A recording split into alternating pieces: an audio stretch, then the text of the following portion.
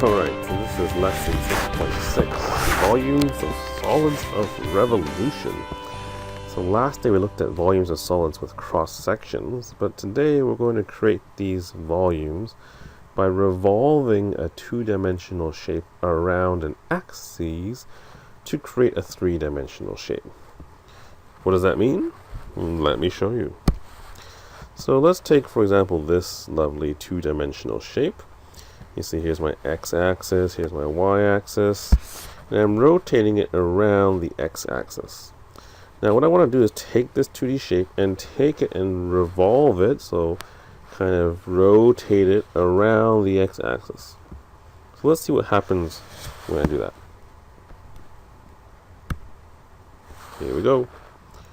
Rotating around. And you create this 3D object. Rotate it back.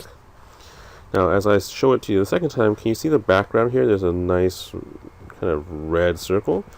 So that's like taking one slice and rotating it around, and notice the shape. Yes, it's a circle. Notice this one's a circle. They're all really circles.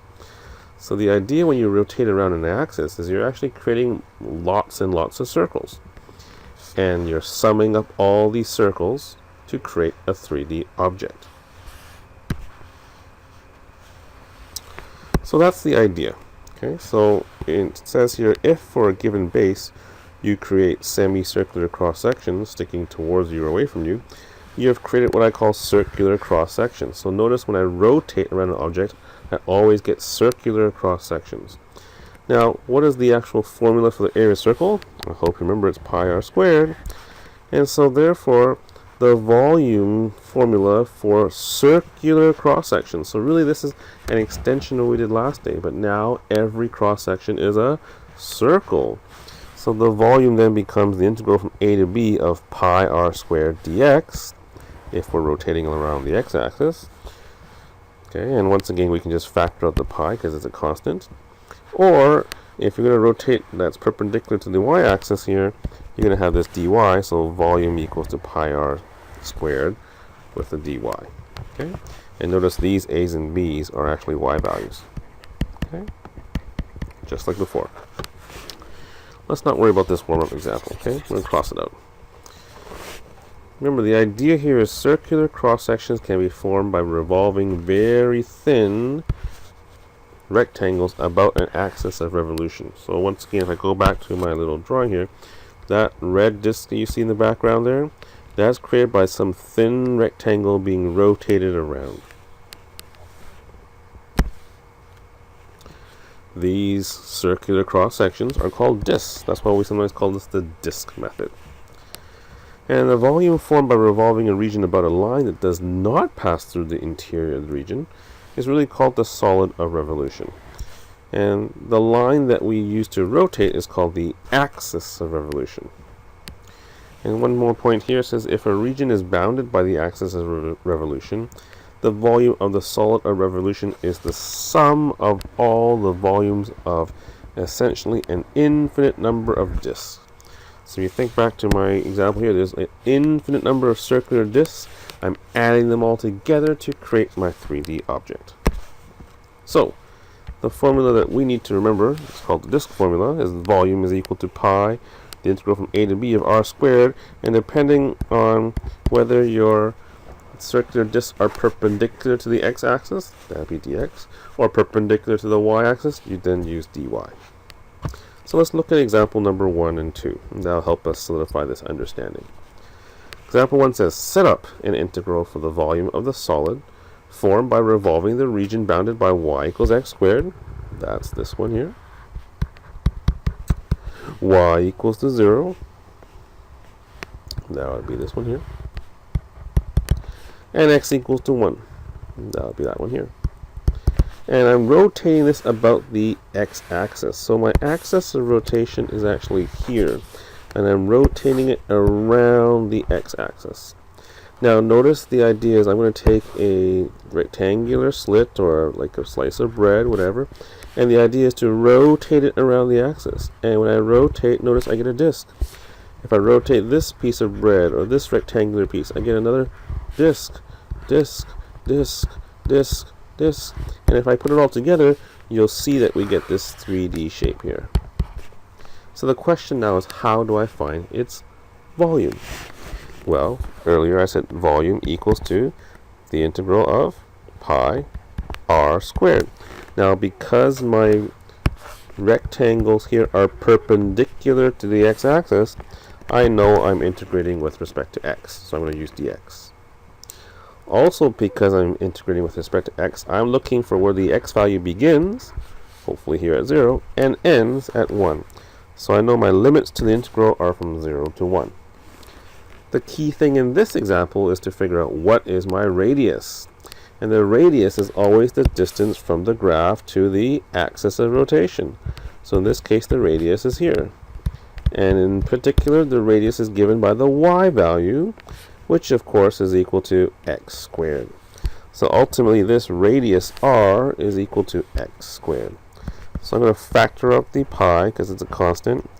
My limits are from 0 to 1. And my r value is just x squared. And don't forget to square that, dx. So the setup here is just pi times the integral from 0 to 1 of x to the power of 4 dx. Now, I never asked you to actually evaluate, but this is pretty simple, so you can do it on your own if you wish. Now, let's try example number 2.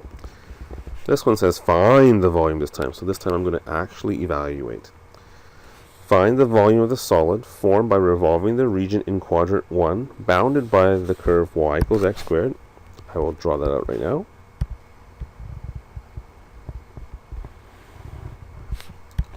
X equals 0, and y equals to 4. Here's y equals to 4. So in this example, I'm looking for the region in quadrant 1 between these curves. That would be this region in yellow. And because I am rotating around the y-axis, notice my rectangular pieces or my slices of bread are now perpendicular to the y-axis like this. And because of that case, I know the volume then becomes the integral of pi r squared, but this time it's going to be dy. So my r, or my radius, must be in terms of y. So what would this be then? Well, the parabola equation is y equals x squared. But because this radius here, that slice in blue, is equal to the x value, I need to then solve for x. So in this case, if I took the equation y equals x squared and solve for x, I get x equals to root y. So that radius, no matter where I go to create my little pieces of bread or my rectangular slices, is always given by the equation root y. And because I'm integrating with respect to y, I'm looking for the lowest y value, which in this case is 0, and the highest y value in this case, which is 4. So now, factoring out the pi, integrating from 0 to 4, now these are y values, of r, which is just root y, all squared dy. And that is nice and simple. We can simplify this to just y dy. And the antiderivative of y is just y squared over 2. And we're going to evaluate this from 4 to 0. So plugging in 4 squared is 16, divided by 2 is 8. 0 squared is 0, divided by 2 is still 0. And so our final answer here is just 8 pi. And that would be the volume of the solid of this yellow region rotated around the y-axis. Okay? Now, we can make things harder for you. And we'll do that by asking you to turn the page. Because now, I'm going to say, hey, these regions may be revolved around a line which is not on the boundary. You see the previous two examples? The region was touching the axis of rotation. This time it's not. So what do you think happens? Well, let me show you something else. Let's refresh. Here we go. So let's take a look at this region. And I'm going to partition it, so draw these little rectangles. And I want to rotate this region around the x-axis. Notice this x-axis does not touch any part of the region. So we're going to take that region and we're going to start to rotate it now. Here's one particular rectangular slice or a disk. And this will only show you, I think, half the disk so you can see it. We'll do the same thing for all the other ones. Oh, maybe you'll see the full disk. Be patient. It's coming.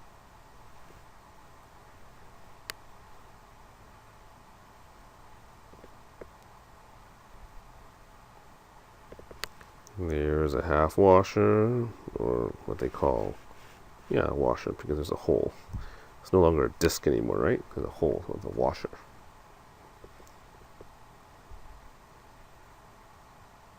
So they're only showing you half so you can see it, but here's the other half of the washer, the ring. And notice that there's a solid 3D shape, but this time there's a hole in the middle.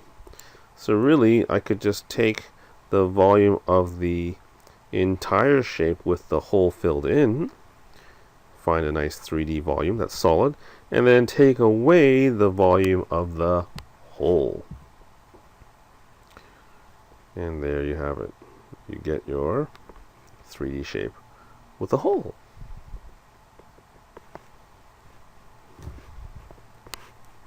Pretty. Okay, so remember how I said to you, it's really the volume of the shape with the hole filled in minus the volume of the hole. And that's how you would find the volume of this type of shape when it is revolved around a line which is not one of its boundaries. Now with the hole filled in, notice that there is a radius, I'll try to go back, that is really far away from the axis. And there's also a radius that's closer to the axis.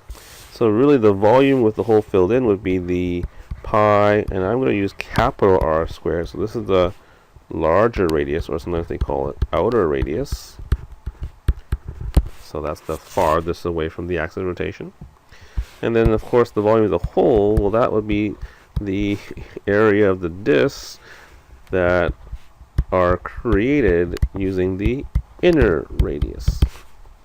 And that's how you get this washer formula. So in this case I factored out the pi from both of those, but really it's pi times the integral from a to b of capital R squared, which is the outer radius, and minus little r squared, which is the inner radius.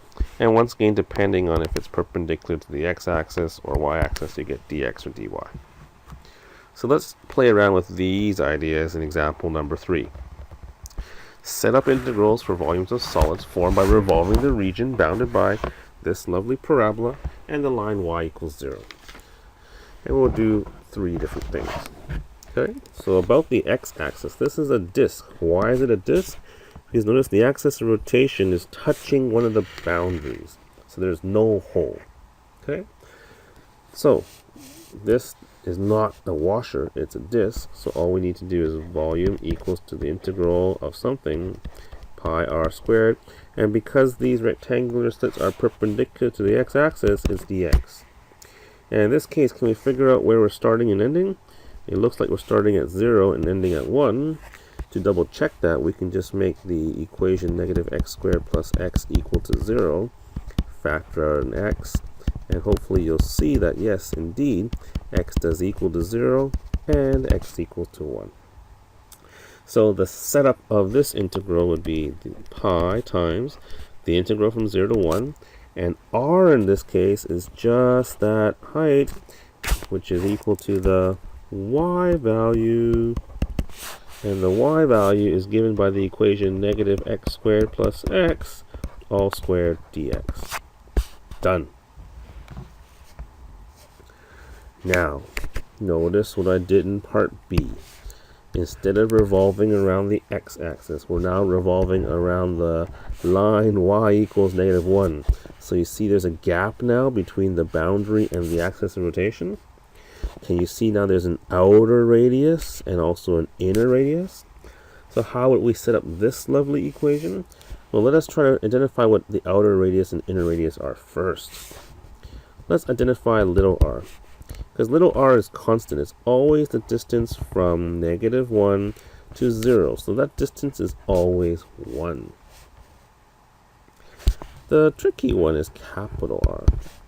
Capital R seems to be always that 1, but plus that little rectangular part here. And that would be the exact same part as the radius in example A. So that would be the value negative x squared plus x, but because we have this extra distance to the axis rotation now, I have to add to that 1. And so if you can identify the outer radius and inner radius, then just plug it into the formula and we are all done. So the volume in this case would be pi, same thing, integral from 0 to 1. This time it's going to be now the outer radius, negative x squared plus x plus 1, all squared. And take away from that the inner radius, which is 1 squared. And the whole thing has a dx. And there you have it. That's the setup. Now let me show you part C. Once again, it's revolving around a different line. This time y equals to 2 up here. So the key thing is, once again, can you identify the outer radius and the inner radius? I'll show you that the outer radius is this distance from here all the way to the farthest point, which is the x-axis, so that's capital R. And notice capital R is always equal to the value of 2. Little r would be the inner radius, so from the axis of rotation to the inner part of the curve. So that'll be there. And that, my friends, is a little bit more interesting. How do we find the equation for little r? Well, we do know that this entire part is 2. That's way too much. We also hopefully know that this part here in green is the same as what we had in our previous one in part A. That's the equation negative x squared plus x. So if you think about little r, it'd be the distance of 2 minus the y value, or negative x squared plus x. We can simplify that to 2 plus x squared minus x. And so once again, if you have the big radius or outer radius and you have the inner radius, then the setup is pretty straightforward. Volume equals to pi times the integral from 0 to 1. In this case, my outer radius is 2, so 2 squared, minus my inner radius is this expression 2 plus x squared minus x. Close the bracket, all squared, and the entire thing has a dx. There you have it. Okay? I hope example 3 illustrates the difference between the disc and the washers. And so now I'd like you to try example number 4. You're going to have to set up the integrals once again. This time they're revolved around different axes. And this time I also don't give you the limits, so you're going to have to find them out too. Hopefully you remember how to find out the limits by finding the intersection points. Okay? So I do want you to try this yourself. I'm going to ask you to pause this video, try it, and then come back and check your answers with mine. Press pause.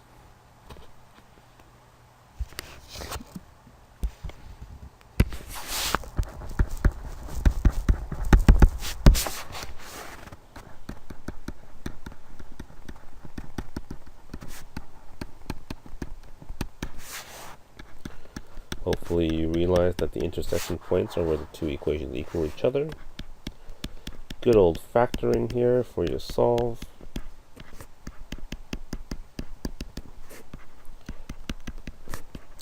I hope you get the same answers as I do, which matches the picture. That's great. In part A, the outer radius, since you're rotating around the axis of rotation, would be this distance here. That's capital R. That is just given by the equation y equals to x plus 2. So r is equal to x plus 2. The little radius, or inner radius, is given by this distance here. That would be little r. And that's given by the equation x squared. So, once again, the volume is pi from negative 1 to 2, capital R, or outer radius, minus the inner radius. And because our rectangles are perpendicular to the axis of rotation, which is the x-axis, it's dx. about the line y equals to 4. So for part B, I'm rotating around this line here. Interestingly enough, then, my outer radius would be this particular distance. That is capital R. Hopefully you can see that that is 4 minus this piece here, which is just x squared. So this is very similar to example number 3, part C. Little r would be the distance from there to this graph, which would also then be 4 minus the expression x plus 2, since this part here that I'm squiggling is x plus 2. Simplifying little r here, I would say this is the same thing as 2 minus x. And so now with all this in mind, we can find the setup for the integral. Pi times the integral from -1 to 2. My outer radius of 4 minus x squared. Don't forget to square that. Minus my inner radius, 2 minus x all squared. And this is all once again with a dx. Okay. Just a quick note, when finding these volumes with either discs or washers, it always helps if you sketch out your region and draw what I call a representative rectangle, or a slice of bread. And then your figure will then help you decide whether to use dx or dy. Now, the key thing is these rectangles or slices of bread must be perpendicular to the axis of revolution. And so once you've done that, the figure can also help you choose a method, whether it be a disc or a washer, if there's a hole or not. You should also be able to find the limits of integration, like I did before with the intersection points. And then carefully decide what is outer radius and what is the inner radius. Okay? And once again, your integral should be consistent. So if you have dx, everything is in terms of x, the expression, and also the limits. And the same thing if it was y. The key thing, once again, new word here, discular. It's perpendicular, it has to be a disc or a washer. Alright, it's time for you to try some questions now.